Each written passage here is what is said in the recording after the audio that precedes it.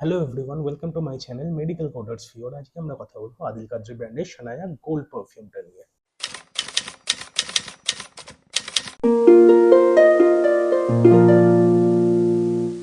তো শীতকাল অলমোস্ট পড়েই গেছে, আর শীতকালের জন্য একটা খুব পোটেন্ট আর অ্যাট্রাকটিভ পারফিউম ক্যাটাগরি হচ্ছে গোরমান্ড ফ্রেগরেন্স। এবার এই গোরমান্ড ফ্রেগরেন্স কাকে বলে? এই পারফিউমগুলোকে জেনারেলি তার সেন্ট প্রোফাইল মিমিক করে বিভিন্ন ডেজার্ট লাইক ইনগ্রিডিয়েন্টগুলোকে, যেমন ধরুন আপনার ভ্যানিলা, কফি বা চকলেট। আর শানায়া গোল্ড সেই ধরনের পারফিউম ক্যাটাগরিতেই পড়ে, যাকে আমরা একখানা গোরমান্ড ফ্রেগ্রেন্স বলতে পারি। এবার এটা হচ্ছে আদিল কাদ্রি ব্র্যান্ডের শানায়া গোল্ডের 100 ml এর বটল ভেরিয়েন্ট। এইবার যদি কথা বলতে হয়, এটা হচ্ছে গিয়ে শানায়া সিরিজের সেকেন্ড পারফিউম। প্রথম পারফিউম হচ্ছে গিয়ে অরিজিনাল, যেটা শানায়া। এই পারফিউমটার বিশাল সাকসেসের পর আদিল কাদ্রি ব্র্যান্ড থেকে শানায়া গোল্ড এর সেকেন্ড ভেরিয়েন্টটা লঞ্চ করা হয়। কাছে এটা আছে আদিল কাদ্রি শানায়া গোল্ডের 100 ml এর বটল ভেরিয়েন্ট। এবার এটার একটা 50 ml ভেরিয়েন্টও পাওয়া যায়, আর এটার আতর ফর্মেও পাওয়া যায়। আতর ফর্মও দুখানা বটল ভেরিয়েন্টে পাওয়া যায়, একটা 5.5 ml এর বটল আর একটা 10 ml এর বটল।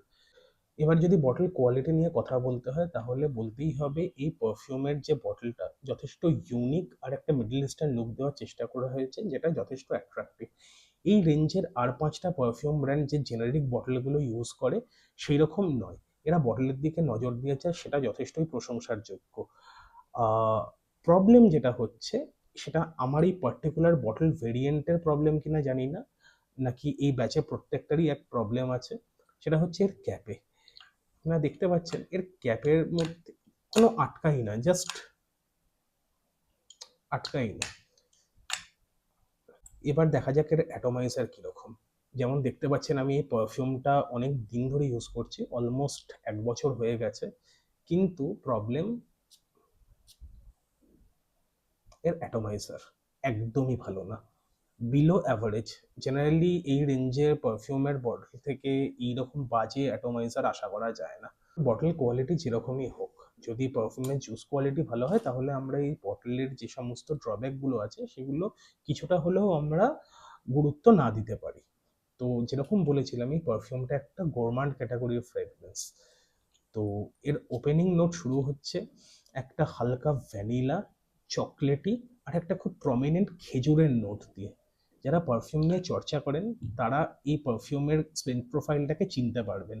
হ্যাঁ, এটা লতাফা খামরা, যে মিডল ইস্টার্ন পারফিউম ব্র্যান্ড আছে লতাফা, তারই একটা ইন্সপায়ার্ড ভার্সন।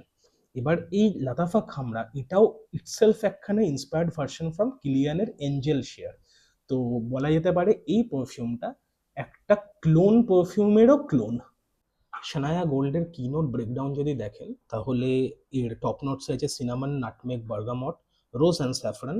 হার্ট নোটসে আছে date and tuberose, agarwood, caramel and patchouli. আর বেস নোটে আছে ভ্যানিলা, টঙ্কাবিন, অ্যাম্বার। আর রেজিন, উডি নোটস, ইনসেন্সি। তবে এর কি নোট যেটা হচ্ছে গিয়ে থ্রু আউট পারফিউমটা জুড়ে প্রকাশ পায়, সেটা হচ্ছে গিয়ে যেটা বললাম ডেটস মানে খেজুরের নোট। আর এর ওপেনিং শুরু হচ্ছে সিনামন, বার্গামট আর যে নাটমেগের নোটটা দিয়ে, সেটাও যথেষ্ট প্রমিনেন্ট। আর এর ড্রাই ডাউন একখানা ওয়ার্ম মিল্কি স্পাইসি এলিমেন্ট দেয়, যেটা হচ্ছে গিয়ে শীতকালের জন্য একদমই আদর্শ। এবার যদি শানায়া গোল্ডের ইন্সপিরেশন মানে লতাফা খামরার সঙ্গে এর কোথায় কোথায় ডিফারেন্স আছে সেটা নিয়ে আমরা দেখতে যাই, তাহলে প্রথমেই বলতে হবে খামরার মধ্যে একটা খুব প্রমিনেন্ট বুজি এলিমেন্ট আছে ওপেনিং নোটে, যেটা কোনোভাবেই অ্যালকোহলিক ব্লাস্ট নয়। এবার সেই ব্যাপারটা শানায়া গোল্ডের মধ্যে মিসিং। এবার কারোর কারোর কাছে এটা খুব পছন্দের জিনিস, আবার কারোর কারোর কাছে এটা খুব একটা পছন্দের জিনিস নয়। যেমন আমার পার্টিকুলারলি লাতাফা খামরার এই বুজি এলিমেন্টটা অ্যাজ এ পারফিউম আমার খুবই পছন্দ, কিন্তু আমি এমন অনেক মানুষকে জানি যারা হচ্ছে গিয়ে বুজি এলিমেন্টটা আছে বলেই লাতাফা খামরা কিনছেন না। তো সেরকম মানুষদের জন্য শানায়া গোল্ড একটা খুব বেটার অপশন হতে পারে, খুব ভালো অপশন হতে পারে। পারফিউম কনসেন্ট্রেশনের কথা বলতে গেলে বলতে হয় শানায়া গোল্ডের মধ্যে ইডিপি কনসেন্ট্রেশন আছে। এক্স্যাক্টলি কত পার্সেন্টেজ অয়েল কনসেন্ট্রেশন সেটা কোম্পানির ওয়েবসাইটে আমি খুঁজে পাইনি। তবে যদি ইডিপি হিসেবে আমি কনসিডার করি, তাহলে 15 থেকে 18% পার্সেন্টেজ অফ অয়েল এর মধ্যে রয়েছে। এবার সব থেকে বড় প্রশ্ন, এটা এটা পারফর্ম কেমন করে। দেখুন, অ্যাজ এ গরমান ফ্রেগরেন্স, এবার যদি গরমান ফ্রেগরেন্সগুলোকে আমি ওভারঅল জাজ করে দেখি, সেগুলো খুব একটা ভালো প্রজেক্ট করতে পারে না। তার কারণ এর যে এলিমেন্টগুলো আছে সেগুলো খুবই হেভি এলিমেন্ট। সেই দিক থেকে কম্পেয়ার করতে গেলে সানায়া গোল্ডের প্রজেকশন কিন্তু খুবই ভালো। মানে লিটারেলি 4-5 ফুট দূর থেকে হচ্ছে গিয়ে আপনি এর আপনার গন্ধ এর লোকজন পেতে পারবে। আচ্ছা, এবার হচ্ছে গিয়ে এর লাস্টিং। কোম্পানির দাবি এটা হচ্ছে গিয়ে 10-12 ঘন্টা লাস্ট করবে, কিন্তু ইন ডে টু ডে ইউজে আপনি হচ্ছে গিয়ে 10-12 ঘন্টা লাস্টিং পায়নি। 7-8 ঘন্টা লাস্টিং, ইয়েস। আর 7-8 ঘন্টার পর থেকে এটা খুবই ক্লোজ টু স্কিন চলে আসে, যেটা এই ধরনের পারফিউমের ক্ষেত্রে খুব স্বাভাবিক ব্যাপার। আর খুব ক্লোজ প্রক্সিমিটির মানুষজন আপনারা এই গন্ধটা ফিল করতে পারবে। তো কারা কারা এই পারফিউমটা ইউজ করবেন?